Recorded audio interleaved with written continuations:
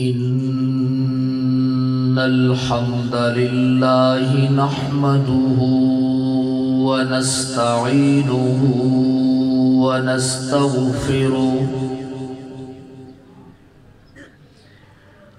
ونعوذ بالله من شرور أنفسنا ومن سيئات أعمالنا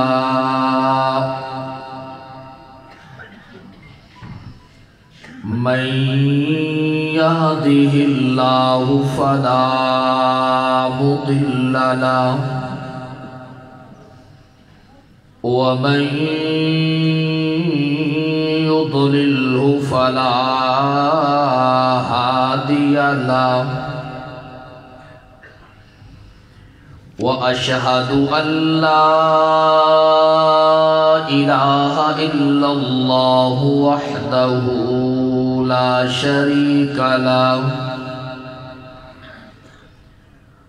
وأشهد أن محمدًا عبده ورسوله أما بعد فأعوذ بالله السميع العليم من الشيطان الرجيم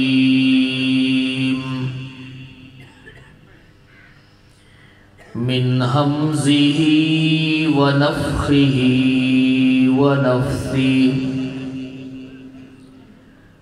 بسم الله الرحمن الرحيم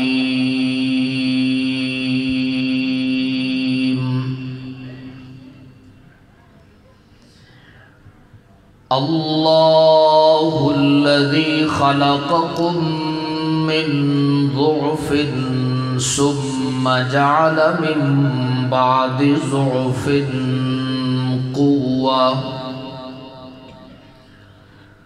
ثم جعل من بعد قوة ضعفا وشيبا يخلق ما يشاء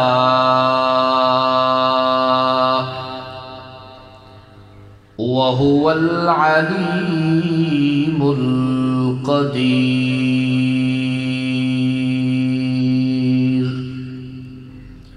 درود پاک احباب پڑھنے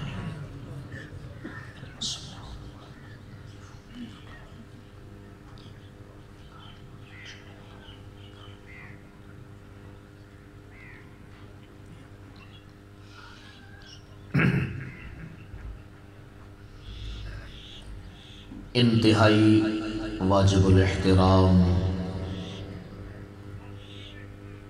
معزز و محترم علماء کرام، سامعین عظام، برادران اسلام، بزرگوں، دوستوں، نوجوان بھائیوں،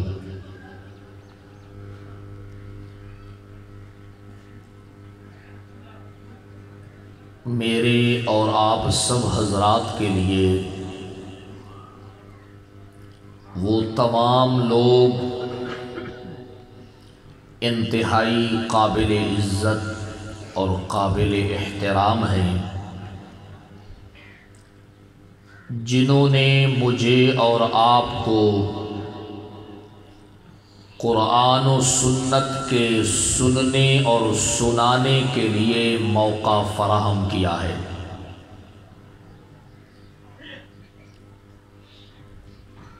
میں دعا گو ہوں کہ پروردگار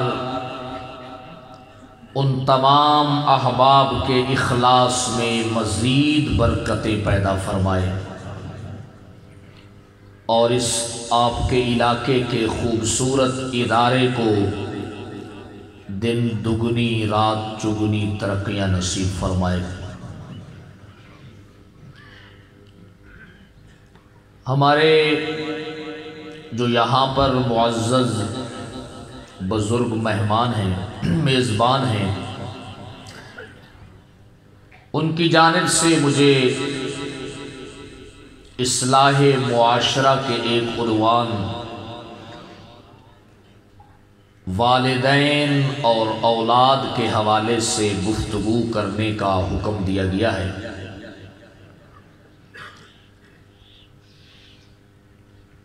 دعا فرمائیں کہ پروردگار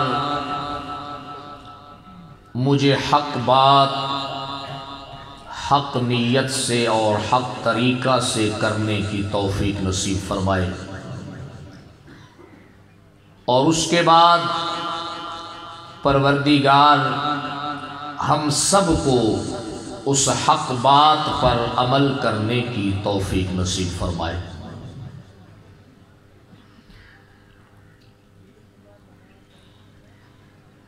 والدین اور اولاد کا آپس میں بڑا گہرا تعلق ہے۔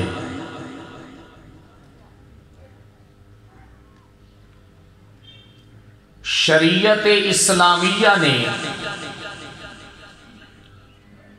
والدین کو بھی کچھ احکامات جاری فرمائے ہیں اور اولاد کو بھی کچھ احکامات جاری فرمائے ہیں۔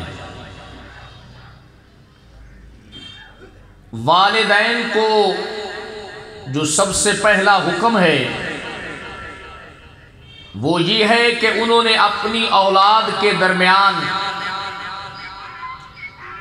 عدل اور انصاف کی کوشش کرتے رہنا ہے،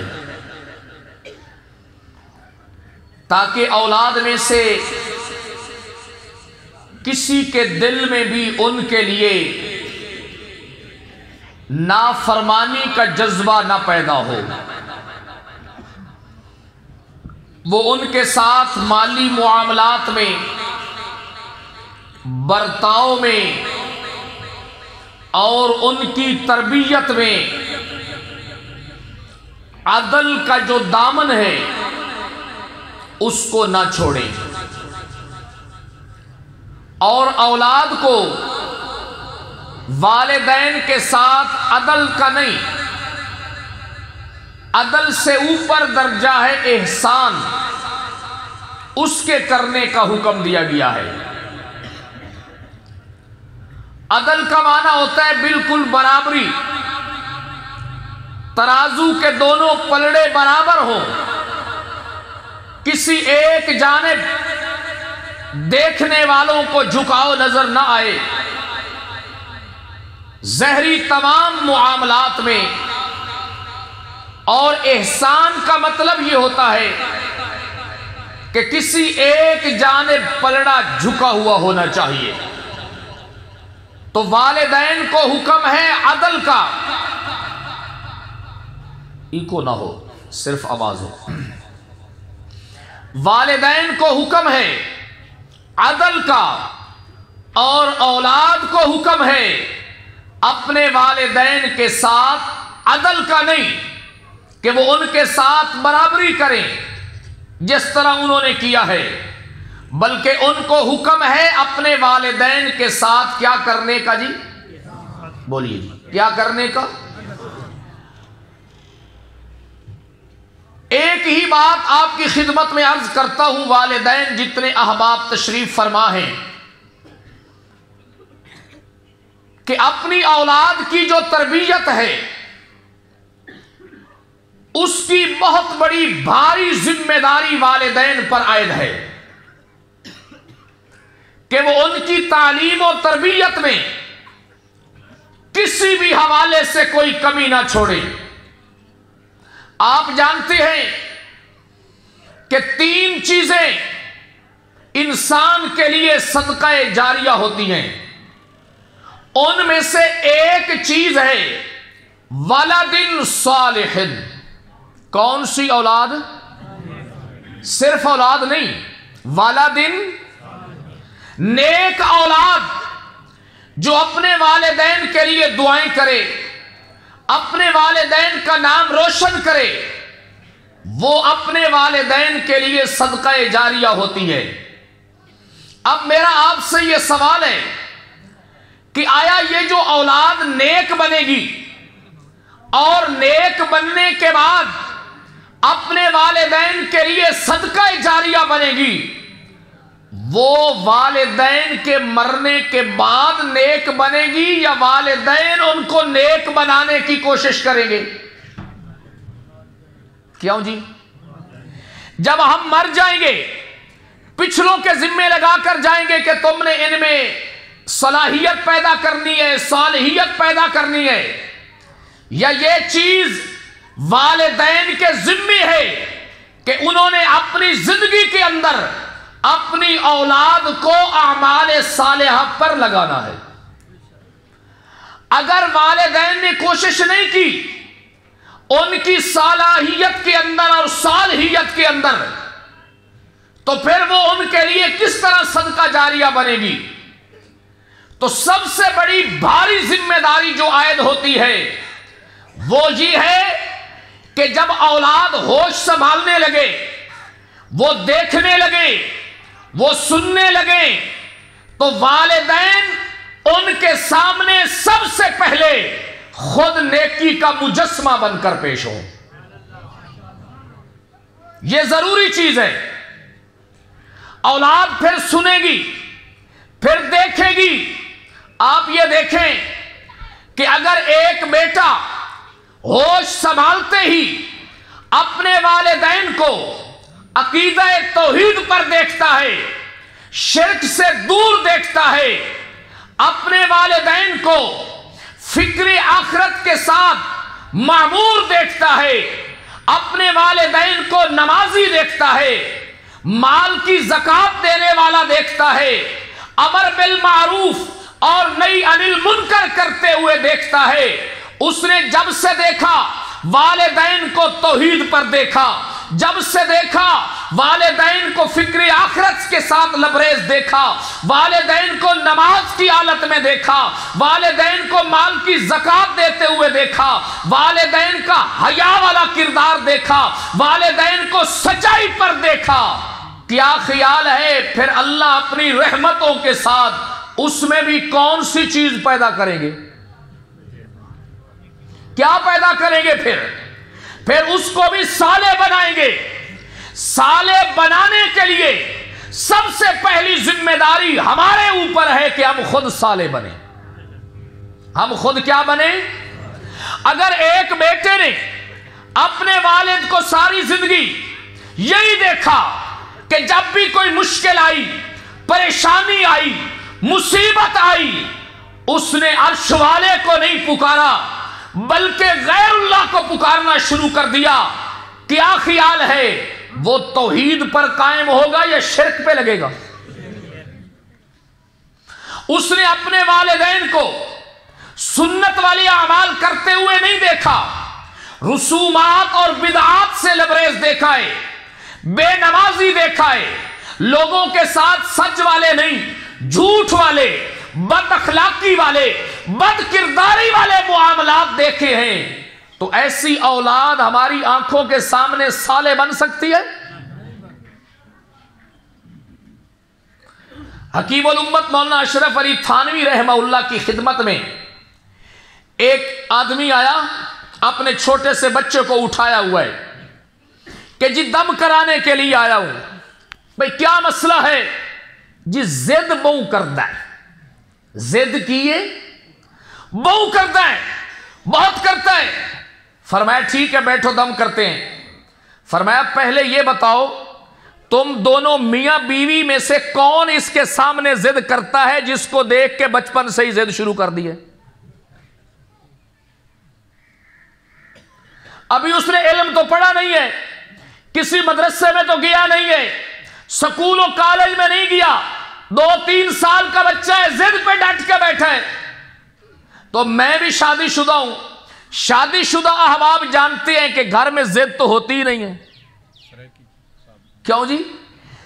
کیوں جی بولو یار، اور زد ہوندی ہے یا کوئی نہ؟ کبھی بیٹا باپ کو دیکھتا ہے، اماں کہندی ہے اے بھئی فلانی شے لے کے ہر ویلے اس فرمیشہ، ضرورت کے اوپر بھی اعتراض، میں نہیں لاؤں گا۔ کبھی ماں کو دیکھتے ہیں کہ وہ ضد پہ ڈٹ گئی ہیں، میں اج پیکیا تے جاونا ہی جاونا، او کرما لی ایک دیاڑ اج ایک ونج، دو دیاڑے اج ایک ونج، کوئی فلا نہیں، میں آنکھ چھوڑیا میں اج جاونا ہی۔ ہمارے علاقے میں تو اس قسم کی باتیں ہیں، پتہ نہیں آپ کے ہاں ہیں یا نہیں، آپ ہی بہتر جانتے ہیں۔ تو اس لیے فرمایا کہ اگر تم چاہتے ہو کہ یہ چھوٹے چھوٹے بچے جو ضد کر رہے ہیں، والدین نے کوئی ضد کرنی بھی ہے تو ان سے چھپ کر کریں، ان کے سامنے نہ کریں، یہ دم ہے۔ ان کو ضد سے ہٹانے کا کیا ہے؟ ابھی تو بچی ہیں، پہلے تم خود کوشش کرو کہ تم ان کے سامنے نہ دکھاؤ کہ ہم ضد کر کے بیٹھے ہیں۔ جب بچے گھر میں بچپن سے ہی دیکھیں گے کبھی باپ کو ضد کرتے ہوئے، کبھی ماں کو ضد کرتے ہوئے، تو پھر انہوں نے کون سا جنید بغدادی بننا ہے؟ تو انہاں ساتھو دو قدم ود کے ود ضد کرنی ہے۔ فرمایا ایک کام یہ کرو کہ ان کے سامنے ضد کرنا چھوڑ دو۔ دوسری بات یہ ہے کبھی کبھی اپنے بچوں کو بٹھا کے نبی کی ذات پہ درود پڑھایا کرو، کیونکہ اس کی وجہ سے دل کی سختیاں دور ہوتی ہیں، جلال کی بجائے جمال پیدا ہوتا ہے۔ تو اس لیے سب سے پہلی ذمہ داری جو والدین کے ذمہ ہے کہ اپنی اولاد جب ہوش سنبھالنے لگے، کچھ سن کر سمجھنے لگے، کچھ دیکھ کر سمجھنے لگے، ان کے سامنے ہم صالحیت کا مجسمہ بن کر پیش ہوں۔ اور ہم جو جتنی دوڑ دھوپ کر رہے ہیں دنیا میں، نوجوان بھی بوڑھے بھی، کس کے لیے؟ اولاد کے لیے کر رہے ہیں، مال کما رہے ہیں، صبح سے لے کر شام تک کھیتی باڑی، تجارت، محنت اور نوکریاں، یہ سب کس کے لیے ہم کوشش کر رہے ہیں؟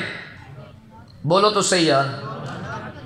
اچھا کیا چاہتے ہو کہ جو کچھ ہم ان کے لیے بنائیں ہماری زندگی میں اور ہمارے مرنے کے بعد ان کے کام آئے یا لوگ چھین کر لے جائیں؟ بولو تو صحیح یار۔ کام آئے یا لوگ چھین کر لے جائیں؟ اگر ہم چاہتے ہیں کہ ان کے کام آئے پھر خدا کے لیے ہمیں صالح بننا پڑے گا۔ اگر ہم صالح بن گئے، قرآن کا وعدہ ہے تمہارے مال کی تمہارے مرنے کے بعد بھی تمہاری اولاد کے لیے ہم حفاظت کریں گے۔ آئیے قرآن مجید کا حوالہ آپ کے لیے عرض کروں۔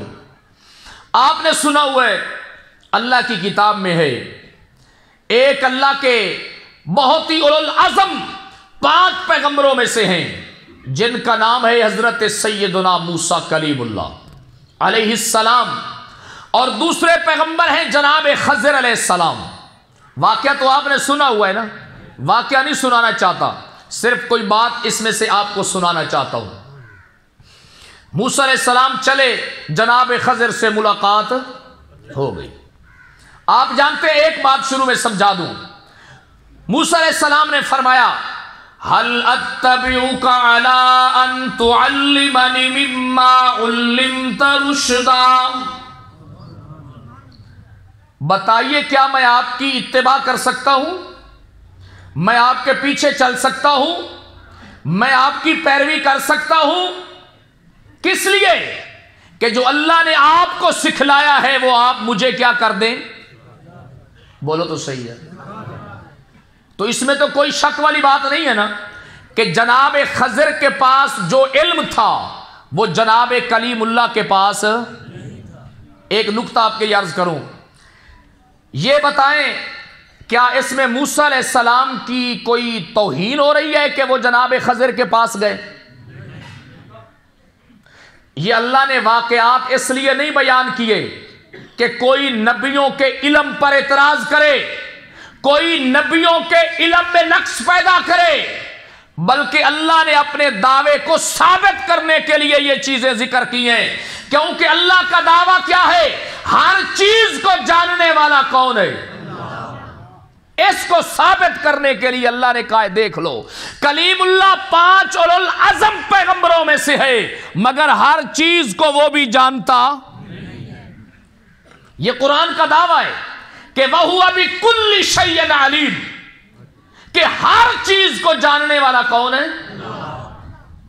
انبیاء کو اللہ نے بہت علم دیا ہے مگر ہر چیز وہ جانتے۔ ہر چیز جاننا یہ کس کی صفت ہے؟ اچھا، موسیٰ علیہ السلام کی شان زیادہ ہے یا جناب خضر کی؟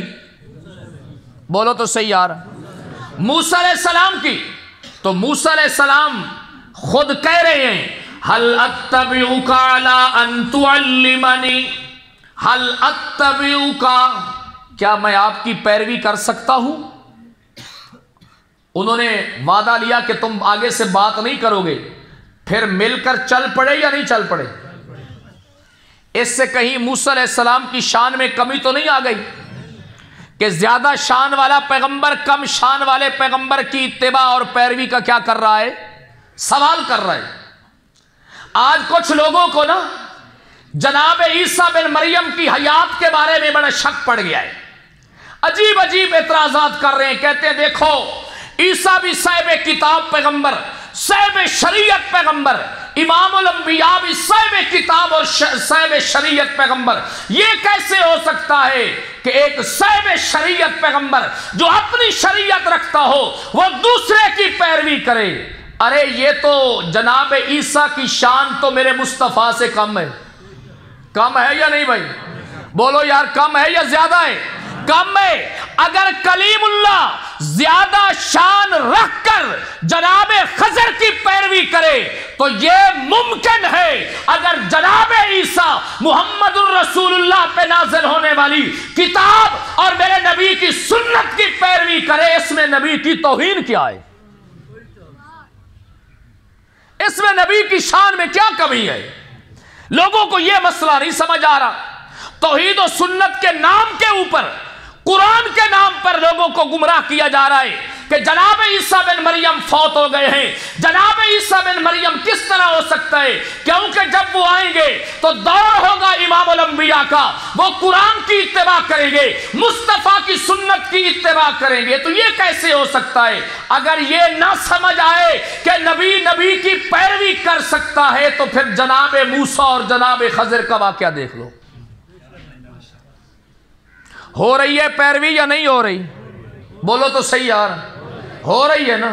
تو یہ کون سی بات ہے کہ پیروی کریں گے تو پھر یہ کیسے ہوگا کہ ایک اب صاحب شریعت پیغمبر، کلیم اللہ پیغمبر جناب خضر کے لیے کہہ رہا ہے حل اتبعک علی ان تعلمن، لفظ بول دو ایک دفعہ، حل اتبی، سارے بولو حل اتبی، کیا معنی ہے اس کا؟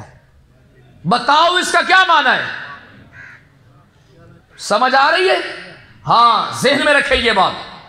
اچھا چل پڑے، پہلا کام کیا کشتی کا پھٹا، بولو یار، والدین کے لیے بات عرض کر رہا ہوں، جو بچوں کے لیے کما رہے ہیں ان کے لیے۔ دوسرے نمبر پہ گئے، ایک بچے کو کیا کر دیا؟ تیسری جگہ کے اوپر گئے انطاکیہ کی بستی میں، وہاں پر بستی والوں سے جا کے استطعما، کھانا طلب کیا۔ انہوں نے آکھا بھئی ٹھیک ہے، بندے تو تسی بڑے چنگے لگ دے پئے ہو تے بڑے نیک لگ دے پئے ہو، پر اساں کدی مہمانہ دی مہمان نوازی کیتی اتھے کائی شائی نہیں ملنی۔ اچھا باہر نکلنے لگے تو کیا دیکھا؟ ایک دیوار، بولو یار، ایک دیوار گر رہی ہے۔ پتہ نہیں ہمارے ہاں نا دریا ہے، لوگ جلے دریا تو گزر دیں نا جی، 5 روپے 10 روپے 100 روپے، وہ ہمارے علاقوں میں ان کو کہتے ہیں خاش خدر، سمجھ آ گئی؟ اس کے نام کی نیاز ڈالتی ہے، دریا چڑھ جائے تو معافیا مانگ دے، کسی کے مکان گر جائیں تو آدھے خاش خدر ڈھا لائیے، خاش خدر گی لائیے، ڈھا لائیے، او دی نیاز پاؤ تاکہ اسی بچ جائیے۔ یہ نبیوں کے کام ہی نہیں ہے۔ اور بھائیوں لوگوں کو سمجھاؤ یہ نبیوں کے کام۔ انطاکیہ کی بستی والوں نے جناب موسیٰ اور خضر سے اخلاق سے پیش آئے یا بد اخلاقی سے؟ ارے ان کے مانگنے پہ بھی نہیں کھلایا۔ اللہ کوئی اور تیسرا کام بھی کرا سکتے تھے۔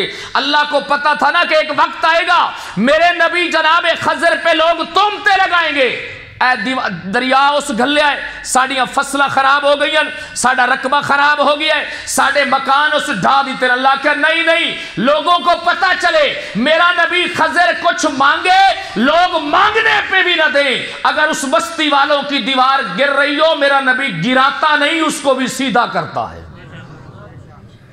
یہ نبیوں کی شان ہے. ہم نے کیا سمجھ رکھا؟ اچھا جب دیوار سیدھی ہو گئی موسیٰ علیہ السلام موڑا کیا مرضی آلے ہو جی انہاں سانو روٹی نہیں کھوائی تے تسی آدھے ہو با انہاں دی دیوار کی کرنی ہے.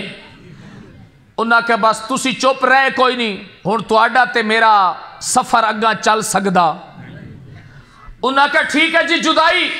انہاں کہ دسو تو صحیح پھٹا کیوں تروڑیا بچہ کیوں قتل کیتا. میرا تیسرا دعویٰ ہے کہ اگر اسی چاہنے کہ ساڈا کمایا مال محنت ساڈی زندگی دے اندر موت تو بعد بچیاں دے کم آوے مڑ اسی سالے بنیے. اسی کی بنیے؟ بغیر سالے بنیا اے مال انہاں دے کم آ سکدا. سبحان اللہ سبحان اللہ اللہ اکبر.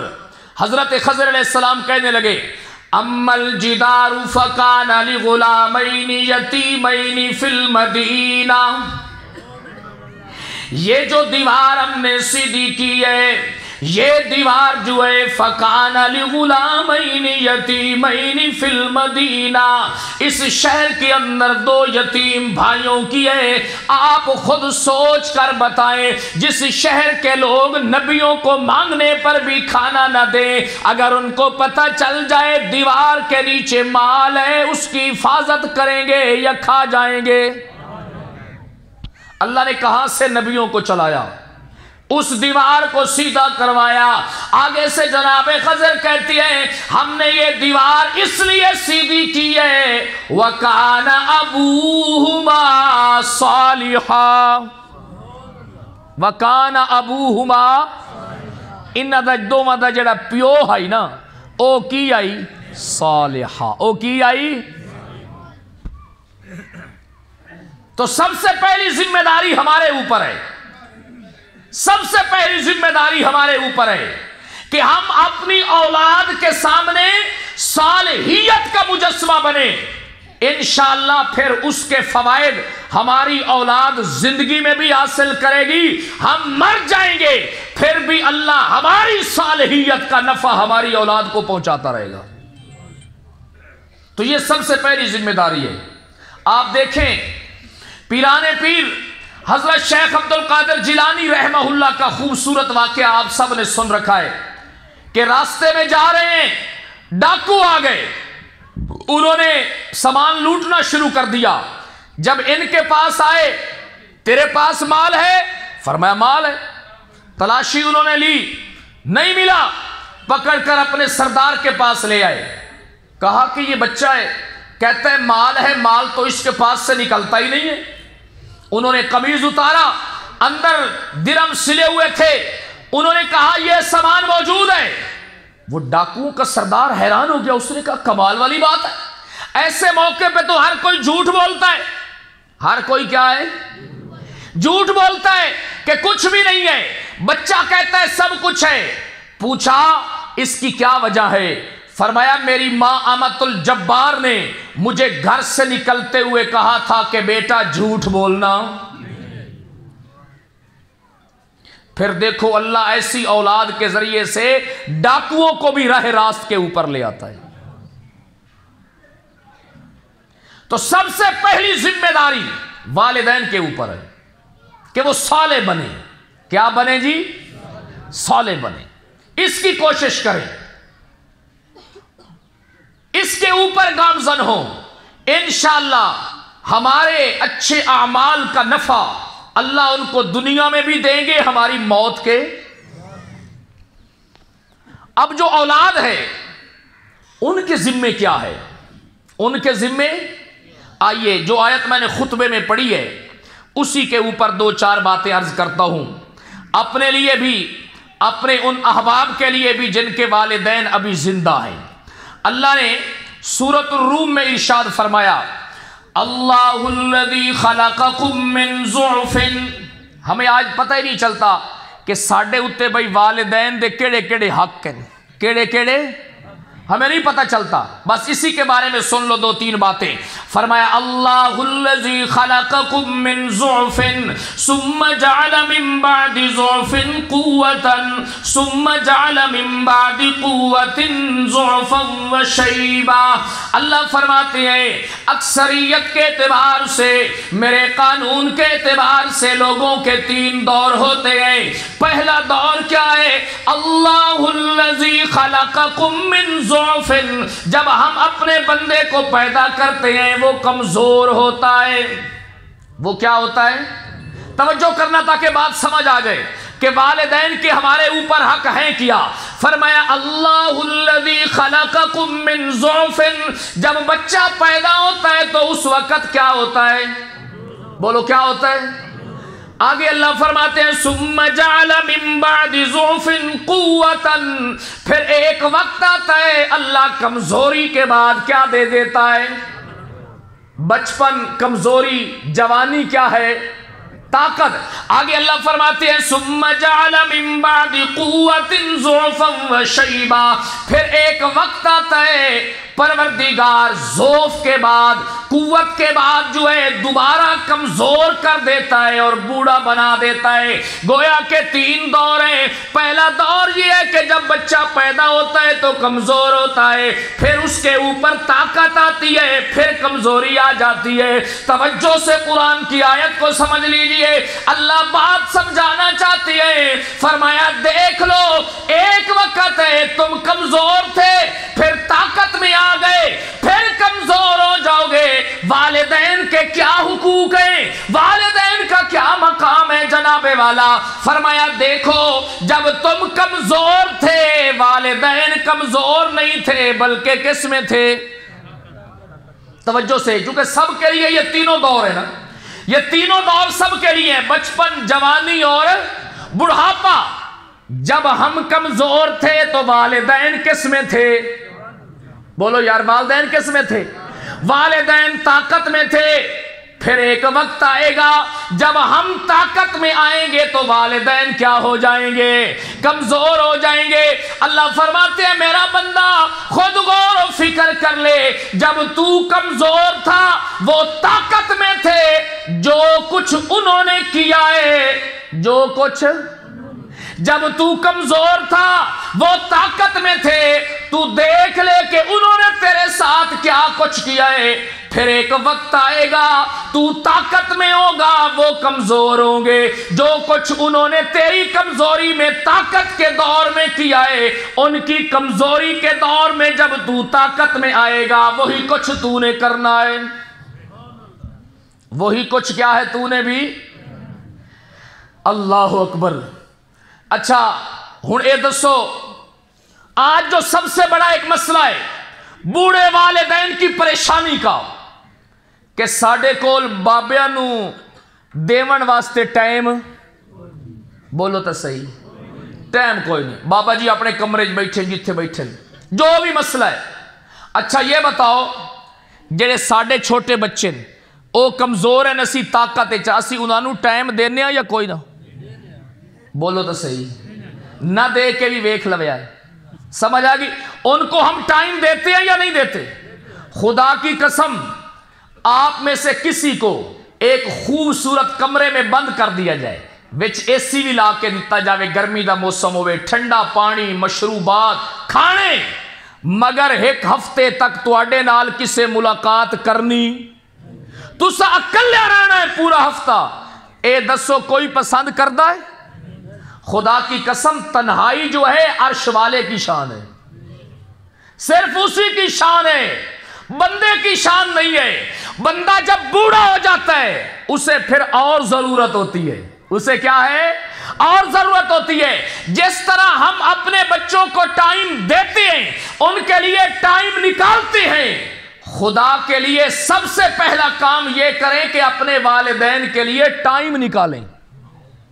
آج دوستوں کے لیے تو ٹائم ہے، آج کاروبار کے لیے تو ٹائم ہے، بوڑھے والدین سے گپ شپ لگانے کے لیے، ان کی خیریت دریافت کرنے کے لیے، ان کے حالات دریافت کرنے کے لیے ہمارے پاس وقت۔ آج ہم ٹائم دے رہے ہیں، کیا خیال ہے جب ہم کمزور تھے والدین ہمیں ٹائم دیتے تھے یا نہیں دیتے تھے؟ تو اللہ تو کہتے ہیں عدل بھی نہیں کرنا، احسان کرنا ہے، ہم تو عدل تک بھی نہیں پہنچ رہے۔ اس لیے ایک بزرگ سے سوال ہوا کہ حضرت آپ ہمیشہ والدین کے بارے میں بات کرتے رہتی ہیں، تو اولاد کو بھی تو بڑی محبت ہوتی ہے اپنے والدین سے۔ فرمایا بالکل محبت ہوتی ہے، لیکن اولاد جتنی بھی محبت کرے والدین کی محبت کو پہنچ سکتی۔ پھر مثال دی بڑی سادہ سی، کہا بچہ جوان ہوئے نا، ترکڑا ہوئے تے بیماری انہوں کوئی گھیر لوے چواں پاسوں، کوئی نکلن دا راہ نہ ہوئے، ڈاکٹر آکھن بس اللہ علی گلیے ہونے دے بچن دا کوئی راہ نہیں، تے بڑھڑا ماں تے پیو کی آندہ ہے بشالہ اے مر جاوے، او کی آندے اللہ اسی بہو دنیا ویکھ لئیے ساڑھے بھی 4 دیاڑے انہوں۔ فرمایا یہ والدین کی محبت ہے، بوڑھے ہوں والدین پھر بیمار ہو جائیں تے اولاد نو کرنی پوے تے ہر جمعرات نو آندن بہو نیک رات اللہ میرے پیو تے راضی ہو جا، میرے پیو تے کی ہو جا۔ والدین کیا کرتی ہیں؟ وہ جھولیاں اٹھا اٹھا کے کہتے اللہ سبوں کو جو دنیا ویکھیے 4.5 دہاڑے بھی ساڑھے پوتر نو کی کر تے اولاد نو کرنی پوے تو نیت دعاواں کریں دیں کہ اللہ اے بہو نیک رات اے ساڑھے بابے تے کی ہو بج۔ یہ احسان ہے، پھر یہ تو عدل بھی نہیں ہے۔ اللہ تو کہتے ہیں وَبِالْوَالِدَيْنِ احسانا، کہ والدین کے ساتھ کیا کرنا ہے؟ احسان اسی چیز کا نام ہے۔ تو اس لیے سب سے پہلا کام جس کی آج ضرورت ہے وہ کیا ہے جناب والا؟ کہ اپنے والدین کو کیا دینا ہے؟ دو گے ٹائم ان کو بھائی، روزانہ 5 منٹ 10 منٹ۔ والدین دیکھتے رہتے ہیں بیٹا گھر میں آیا، بیوی بچوں کو سامان دیا، انہاں دے ذمہ لایا بابے نے روٹی دیتی ہے دے چھوڑ چلو ٹھیک ہے میں میرا ابا جاندہ پیا۔ بچوں کے لیے پھر بھی ٹائم ہے، بوڑھا باپ دیکھتا رہتا ہے، ماں دیکھتی رہتی ہے کہ مجھے کب ٹائم دے گا۔ دو گے ٹائم اپنے ماں باپ کو بھائی، دو گے جن کے زندہ ہیں، آپ ان کے پاس بیٹھے۔ اور خدا کی قسم لوگوں کے پاس ہم مال لگا رہے ہیں، یہ جو جھوٹے لٹیرے فراڈیے اور جناب والا فالے نکالنے والے روڈ کے اوپر بیٹھے ہوتے ہیں، توتا چل رہا ہے جی، توتا بتائے گا کہ تیری قسمت کا حال، ادھر ہزاروں روپے دیتے ہیں اپنے حالات کو بدلنے کے لیے۔ میں کہا کرتا ہوں بار انہاں نو پیسے نہ کھوا، وہ مال ماں تے پیو تے لا، اوکھے ویلے دعا کر کے ویکھ رب پہاڑوں میں بھی غاروں میں بھی تیرے لیے راستے کھول دے گا۔ وہ 3 آدمی جو غار میں پھنس گئے تھے، ایک نے کیا کہا تھا؟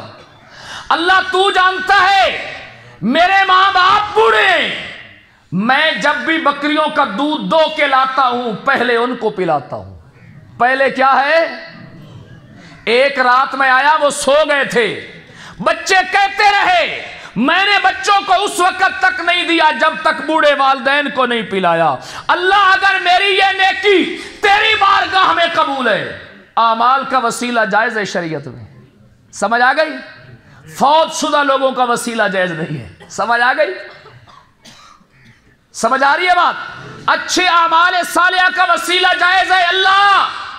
اور اس سے آپ یہ بتائیں جڑے او بندے آن بنی اسرائیل دے آن، انہاں موسیٰ علیہ السلام دا وسیلہ دیتا یا نیک اعمال دا؟ اے پہلے نبیاں بھی انہاں نے یہ مسئلے سمجھایا۔ اگر ان کی شریعت میں بھی ذات کا وسیلہ ہوتا اور پھر فوت شدہ ہستی کا ہوتا تو پھر جناب کلیم اللہ کا واسطہ دیتے یا اپنے اعمال کا؟ انہوں نے کس کا وسیلہ دیا؟ اپنے۔ یہی سارے نبیوں کی تعلیم ہے۔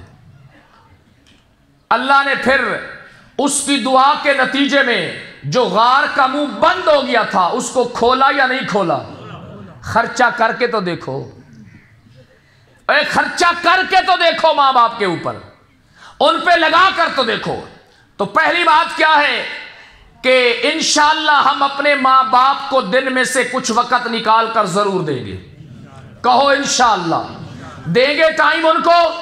نمبر 2 میں سمجھاون واسطے گل کرنا، جدوں اسی نکے آسے کمزور آسے تے او طاقت چان انہاں ساڈے ذمے لائے ہوئے آئی نا کہ جس لے بھوک لگے سان دسیا ہے تو ان روٹی دیسا ہے، جلے تواڈے کپڑے اگلے پرانے ہو جاویں سان دسیا ہے اسی نویں کپڑے لائے کے، جلے تسی بیمار ہو جاؤ سان دسیا ہے اسی دوائی لے کے دیسا ہے، انہاں انجا کیتا ہے ساڈے نال؟ بولو تو صحیح بولو۔ تے اج لڑائی ہوئے نا تے کوئی بوڑھا بابا آکے کہ انہاں کلو پوچھو تو صحیح، تے پوتر بہوں وڈا بھی ہوئے نا او آندا ہے ابے اوراں کلو پوچھ لو میں آکھے ہویا ہے جلے کھگ لگے میں دسر میں دوائی لے دے سا۔ ماں باپ یہی کرتے تھے، میں انہاں نہ آکھے ہویا ہے کپڑے دی لوڑ ہوئے دسیا ہے میں لے کے دے سا، انہاں کو میں دسیا ہے ہن باہر میری یہ شکایتاں کریں دے ودے۔ جب ہم کمزور تھے تے والدین ساڈے کلو پوچھ پوچھ کے لے دیندے آن یا آپے وے دے راندے آن۔ اے ویکھو اے ویکھو خود دیکھو خود دیکھو خود دیکھو کہ ان کے کپڑوں کی ضرورت ہے، ان کی جوتی کی ضرورت ہے، علاج معالجے کی ضرورت ہے، کیونکہ اللہ تو اوپر لے کے جانا چاہتے ہیں کہ برابری نہیں احسان کرنا ہے۔ ہم تو عدل سے بھی نیچے جا چکے ہیں، وہ ہماری بیماری کا ان کو پتہ لگتا تھا، وہ خود بھاگ بھاگ کر خدمت کرتے تھے تے اسی ذمہ لائے ہوئے بھئی کچھ ہو جاوے تو سانو دس نہیں بھی آئے، سانو کی ہے بھائی؟ اچھا اب یہ بتاؤ کہ والدین کے لیے جو یہ خدمت کا معاملہ ہے یہ خود بخود دیکھا کریں گے بھائی؟ بولو یار، دیکھیں گے؟ جوتی کی ضرورت ہے لے کر دیں گے، کپڑے کی ضرورت ہے لے کر دیں گے، دوائی کی ضرورت ہے لے کر دیں گے، یا پوچھ دے رسائیں؟ کیونکہ اللہ کہہ رہے ہیں ایک وقت تھا تم کمزور تھے وہ طاقت میں تھے، ایک وقت آئے گا تم طاقت میں آ جاؤ گے وہ کمزور ہو جائیں گے، تمہاری کمزوری میں جو کچھ انہوں نے کیا ہے کم از کم ان کی کمزوری میں وہی کچھ ہی کر کے دکھا دو۔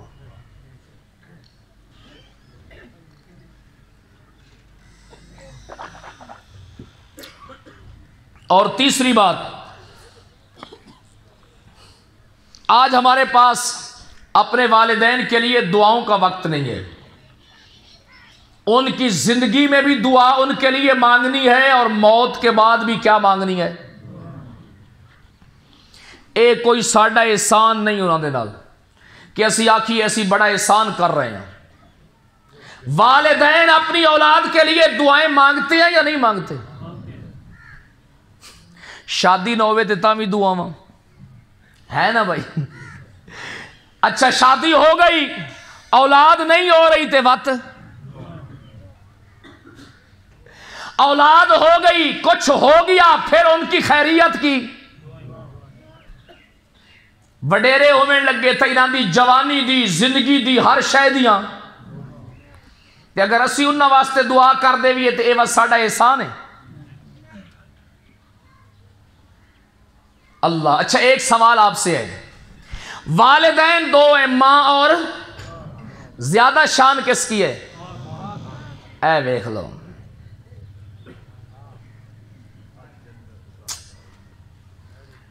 علماء بیٹھے ہیں ہمارے اساتذہ بیٹھے ہیں، زیادہ شان ماں دی نہیں کرما لے زیادہ شان اللہ پیو دی بیان کی تھی چونکہ ساڑھے ہاں صرف ماں دی زیادہ شان بیان ہوندی ہے نا اس واسطے اسی سمجھینے ہاں کہ شان ماں دی کی ہے۔ قرآن میں اللہ نے کیا فرمایا؟ گھر کی ریاست ہے اس میں ایک مرد ہے ایک باپ ہے حکمران ماں ہے نا، کیوں جی؟ اور گھر دی ریاست دی حکومت دی سربراہ ماں ہے، کون ہے؟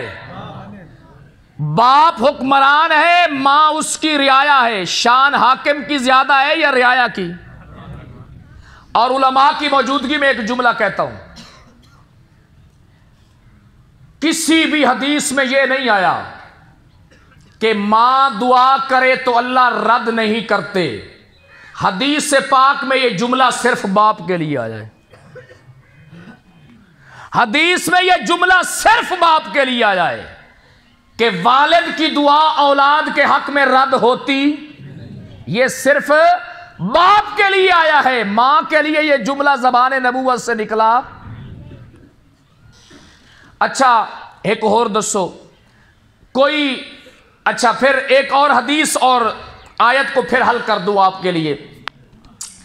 حدیث آپ نے سن رکھی ہے، صحابی آیا حضور سے پوچھا یا رسول اللہ میرے اوپر کس کا حق زیادہ ہے؟ فرمایا تیری، بولو تیری۔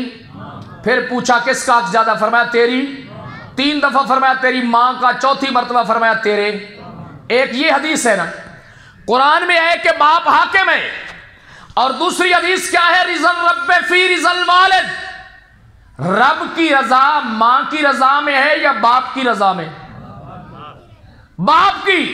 محدثین نے لکھا ہے کہ دونوں میں فرق ہے، دونوں باتوں کو سمجھنا چاہیے۔ 2 چیزیں ہیں، ایک ہے خدمت کا حق، ایک ہے اطاعت اور فرما برداری کا حق۔ خدمت کا حق ماں کا زیادہ ہے، اطاعت اور فرما برداری کا حق باپ کا زیادہ ہے۔ سمجھ آ رہی ہے بات؟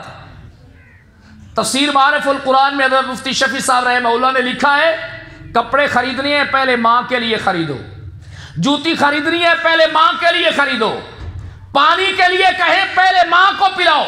حق کے خدمت ماں کا زیادہ ہے، اور بات ماننے میں حق کس کا زیادہ ہے؟ تجارت کون سی کرنی ہے، فیصلے کا اختیار ماں کے پاس ہے باپ کے پاس ہے؟ کن لوگوں کے ساتھ رہنا ہے کن سے نہیں رہنا، یہ فیصلہ ماں کے ذمے ہے یا باپ کے ذمے ہے؟ باہر کی دنیا کو ماں زیادہ جانتی ہے یا باپ زیادہ جانتے ہیں؟ اچھا ماں تے پیو گھر ایک مسئلہ ہے، ماں تے پیو دا اختلاف ہو جاوے، اولاد کہیں دے نال رلے، بولو یار کس کے ساتھ ملے؟ حاکم کے ساتھ یا رعایا کے ساتھ؟ اللہ نے ماں ہماری ماں کو بھی کیا کہا ہے کہ تو نے بھی اطاعت کس کی کرنی ہے؟ اپنے۔ ارے بھائی جب ہماری ماں کو حکم ہے کہ ان کے باپ کی مان تے سانو بھی کی حکم اسی کے کہیں دی منیے۔ یہ ان چیزوں کی بڑی ضرورت ہے بھائی، بہت ضرورت ہے ان چیزوں کی معاشرے کے اندر، ان باتوں کو سمجھنے کی ضرورت ہے۔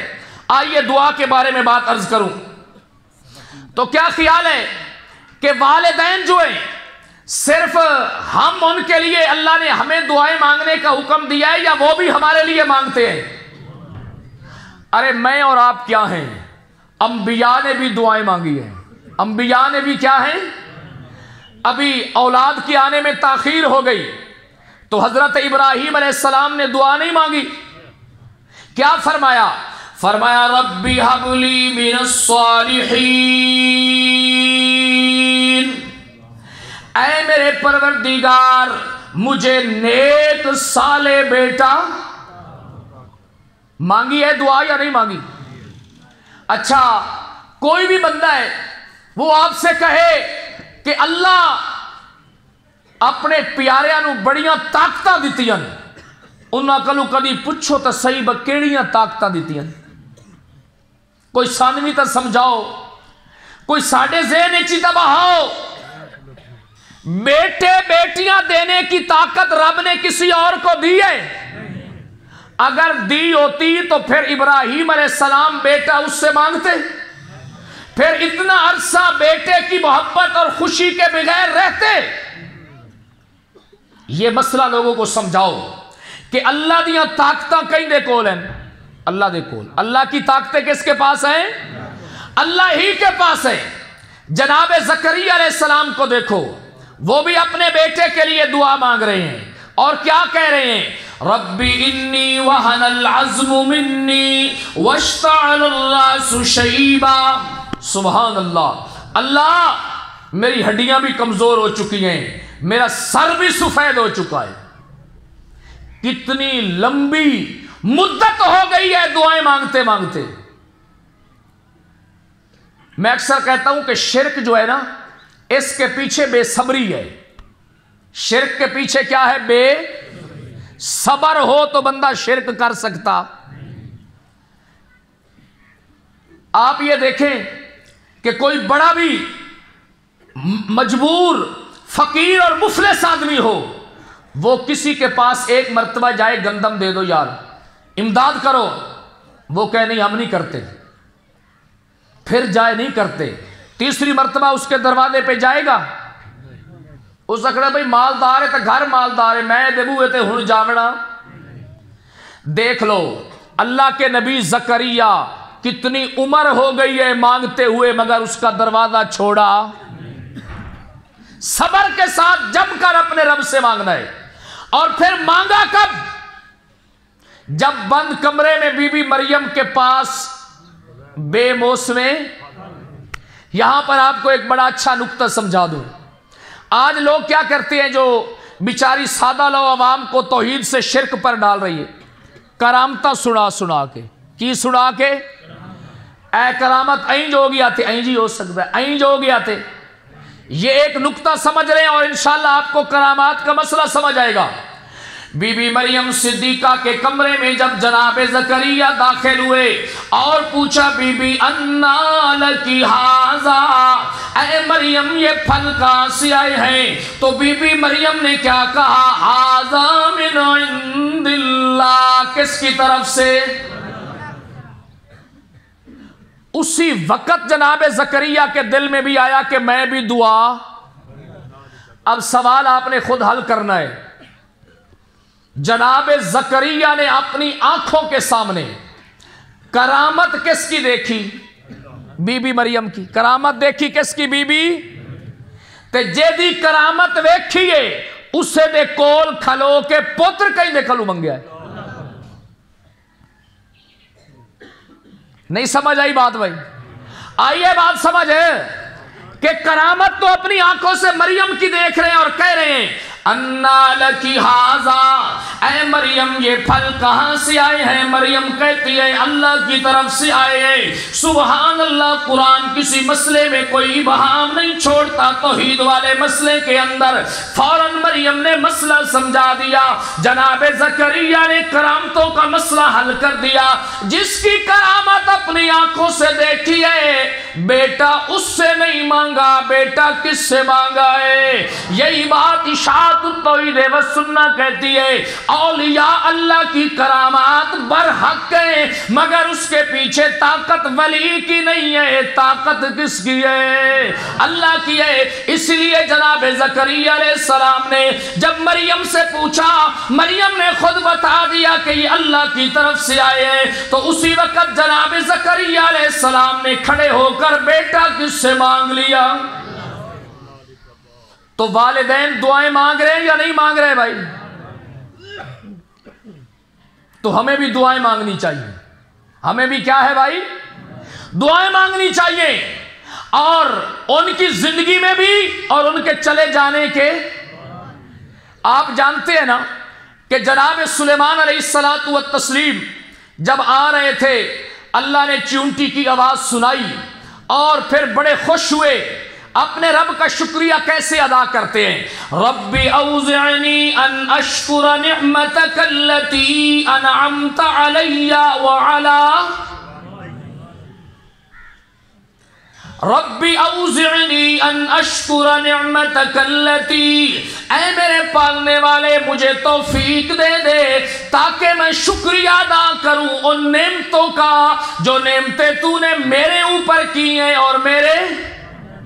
جب والدین کو دیکھو ان کی صحت ٹھیک ہے، اپنے رب کا شکریہ ادا کرو، اللہ تیرا شکر ہے تو نے میرے ماں باپ کو بیماریوں سے بچایا ہے، تو نے میرے ماں باپ کو صحت عطا کی ہے۔ بڑھاپے میں ان کو دیکھو نماز پڑھتے ہوئے، اللہ کی نعمت ہے ان کا نماز پڑھنا۔ اپنے رب سے دعا کرو، اللہ میں اپنی طرف سے بھی شکریہ ادا کرتا ہوں، اور میرے والدین پر جو تیری نعمتیں ہیں، خواہ وہ دین والی نعمتیں ہیں، دنیا والی نعمتیں ہیں، جسمانی نعمتیں ہیں، روحانی نعمتیں ہیں، اللہ جتنی نعمتیں بھی تو نے دی ہیں، میں ہر نعمت پہ والدین کی طرف سے بھی تیرا شکریہ ادا کرتا ہوں۔ تیرا کیا ادا کرتا ہوں؟ ہمارے ہاں تو جب دعا کا مسئلہ بیان کیا جائے نا، عجیب حالات ہیں۔ سور و پکار کا مسئلہ، دعا کا مسئلہ، لوگ بڑے ناراض ہو جاتے ہیں، کہتے ہیں ان سے پوچھو اشاعت التوحید والوں سے، یہ کہتے ہیں اللہ کے سوا کسی کو بلانا، پکار کرنا یہ توحید ہے یا شرک ہے؟ وہ آندے نے آپ ہی لوگاں صد مرین دن، اسی ایک دوئے صد مرین ہیں یا نہیں مرین؟ وہ کنز الایمان کی حاشیے پہ انہوں نے بڑی عجیب عجیب دلیلیں دی ہیں، کہتے ہیں کہ غیر اللہ کو پکارنا تو ثابت ہے، مؤذن اذان میں کھڑا ہوتا ہے کیا کہتا ہے؟ حی علی الصلاۃ حی علی تو اللہ کو پکار رہا ہے یا غیر اللہ کو؟ آؤ نماز کی طرف، آؤ کامیابی کی طرف، اللہ کو بلاتا ہے یا ہمیں بلاتا ہے؟ تو کہتا ہے تو مسجدوں میں کھڑے ہو کے غیر اللہ کو پکارو، پھر بھی موحد، ہم کسی کو پکار لیں تو ہمیں کیا کہتے ہو؟ وہ جو مؤذن بلاتا ہے کس لیے بلاتا ہے؟ کہ سانو آ کے پوتر دیو مسیح تے، کیوں جی؟ آ جاؤ مسیح تے، بیمار آئے بیٹھے انہوں نے شفا دیو، ساڑھے حالات سدھے کرو، یا کس لیے؟ اپنی کام اور سنو توحیدیو، اللہ نے جس پکار کو شرک کہا ہے وہ یہ پکار ہی نہیں ہے، وہ یہ پکار ہی، یہ آیت میں آپ کے لیے پڑھ رہا ہوں، آپ اس آیت پہ غور کریں گے، اللہ نے جس پکار کو مسئلہ الہ کے خلاف قرار دیا ہے وہ یہ پکار ہی نہیں۔ اب بھائی اور ہٹی میں پٹھے چوائی جانی، سمجھ آگئی؟ اے او پکار 20واں پارہ، اللہ نے وہاں پر اپنے الہ ہونے کی 14 نشانیاں بیان کی ہیں، ان میں پکار والا مسئلہ بھی بیان کیا ہے، کون سا پکارنا اس کو الہ بنانا ہے، کون سا پکارنا شرک ہے۔ دیکھ لو، یہ 20واں پارہ نکالنا ہے، اس کا پہلا صفحہ نکال کے ان کو کہنا ہے یہ ترجمہ پڑھو، یہ پکار شرک ہے۔ یہ پکار کیا ہے؟ وہ کون سی پکار ہے؟ اللہ فرماتے ہیں اَمَّن يُجِيبُ الْمُضْطَرَّ إِذَا دَعَاهُ، یہ پکار شرک ہے جی۔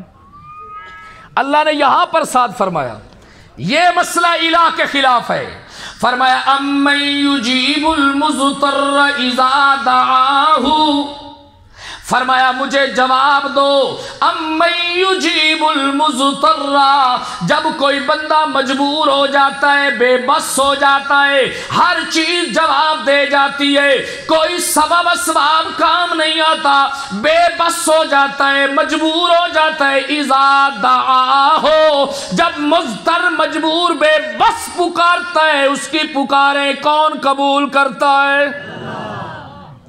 یہ پکار شرک ہے جی، یہ پکار شرک ہے۔ یہ آپ کو کس نے بتایا کہ حی علی الصلاۃ حی علی الفلاح، اور ایک دوسرے کو اپنے کام کے لیے بلا، یہ پکار شرک ہے۔ اسی کے ساتھ آگے رب نے کیا فرمایا؟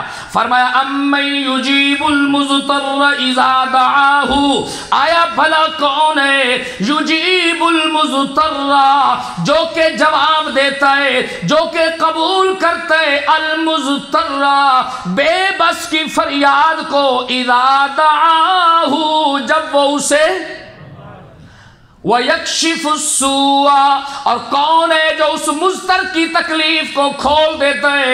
آگے اللہ نے فرمایا وَيَجْعَلُكُمْ خُلَفَاءَ الْأَرْضِ، اور کون ہے جو تمہیں پہلوں کا جانشین بناتا ہے؟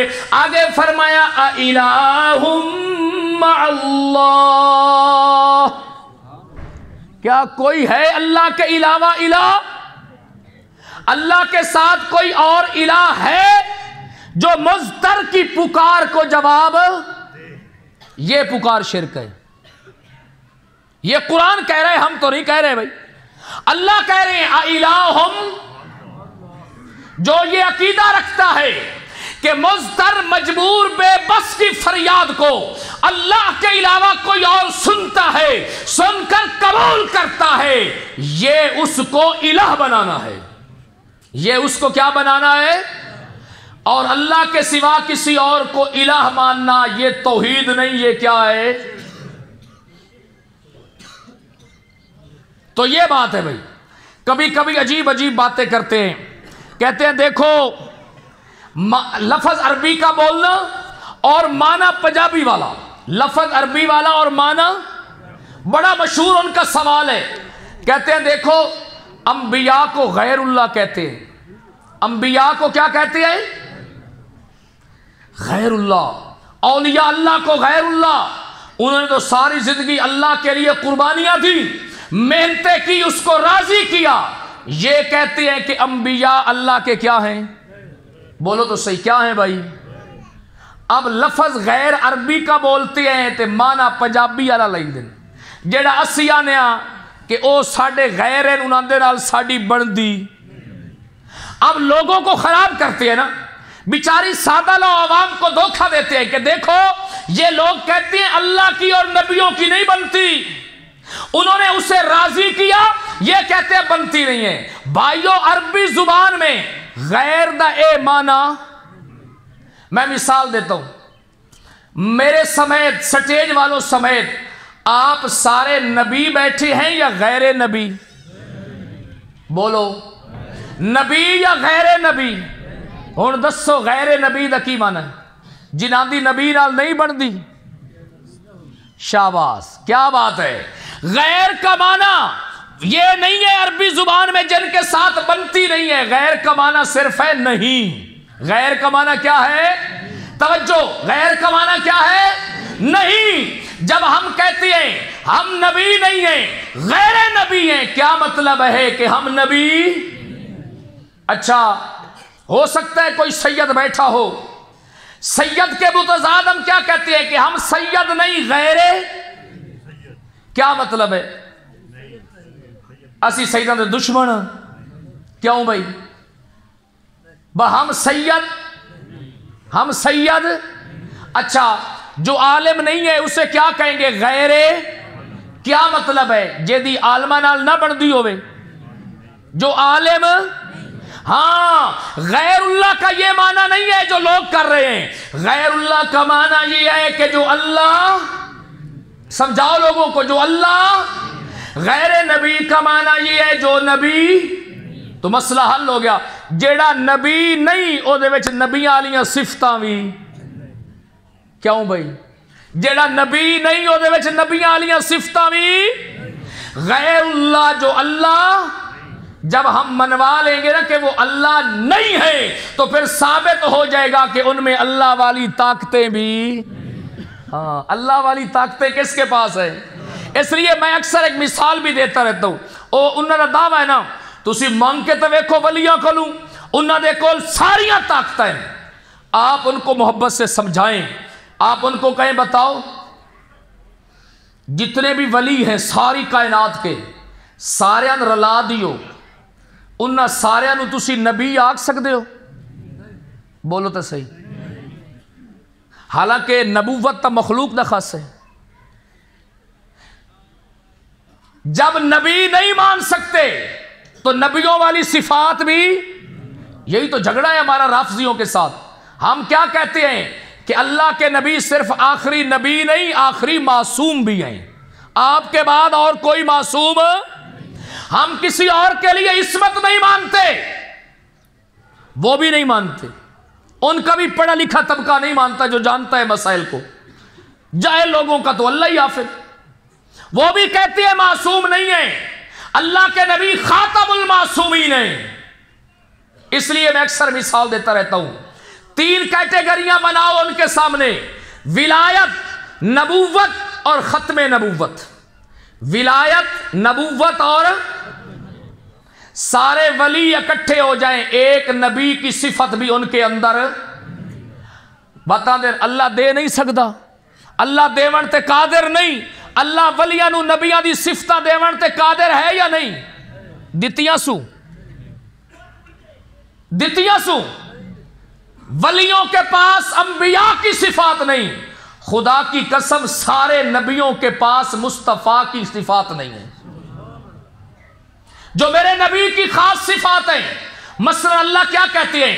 ما کان محمد ابا احد من رجالکم ولکن رسول اللہ وخاتم، کسی نبی کے پاس ہے یہ صفت؟ عسیٰ ان یبعثک ربک مقاما محمودا، ہے کسی نبی کے پاس؟ وہ بھی کہیں گے نہیں ہے۔ وہ بھی کہیں گے نہیں نہیں یہ نہیں ہے. اچھا انا اعطیناک الکوثر ہے شان کسی نبی کے پاس. وما ارسلناک الا رحمتا ہے شان کسی بھی نبی کے پاس. ہر نبی رحمت ہے اپنی امت کے لیے. رحمت للعالمین والی صفات مختصہ کسی کے اندر نہیں ہے. ارے جب تم ولیوں میں نبیوں والی صفات نہیں مانتے, سارے نبیوں میں مصطفیٰ والی صفات نہیں مانتے, حالانکہ اللہ دینے پہ قادر ہے. اشاعت التوحید تمہیں یہی مسئلہ سمجھا رہی ہے. جب مخلوق یہ ولایت نیچا درجہ ہے, نبوت اس سے اوپر درجہ ہے, دونوں مخلوق ہیں. پھر امام الانبیاء اس سے اوپر درجہ ہے, یہ بھی مخلوق ہے. جب نیچے والی مخلوق میں اوپر والی مخلوق کی صفات نہیں مانتے تو خدا کا واسطہ ہے مخلوق میں خالق والی صفات بھی, مخلوق میں خالق والی صفات بھی. بات ختم. تو 3 باتیں آپ کو سنا دی ہیں. والدین کو آج کے بعد ہم نے مستقل طور پر کیا دینا ہے, دیں گے انشاءاللہ. نمبر 2, ان کی ضروریات اور خدمت کا خود خیال رکھیں گے یا نہیں رکھیں گے. نمبر 3, ان کی زندگی میں بھی ان کے لیے دعائیں اور ان کے جانے کے بعد بھی ان کے لیے. اللہ مجھے بھی اور آپ کو بھی انہی گزارشات کے اوپر غور و فکر کرنے کی اور عمل کرنے کی توفیق نصیب فرمائے. وآخر دعوانا الحمدللہ رب العالمین.